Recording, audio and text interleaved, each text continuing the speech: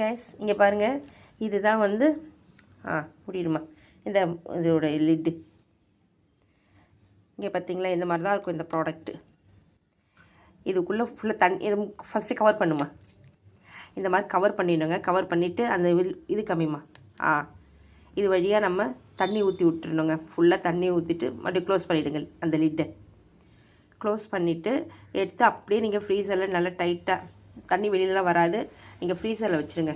ஃப்ரீசரில் வச்சிட்டிங்கன்னா ஃப்ரீஸ் ஆகி இந்த மாதிரி ஐஸ் கட்டி ஃபார்ம் ஆகிடும். ஃபார்ம் ஆகிடுச்சுன்னா இப்போ பாருங்கள் எவ்வளோ அழகாகிடுச்சு.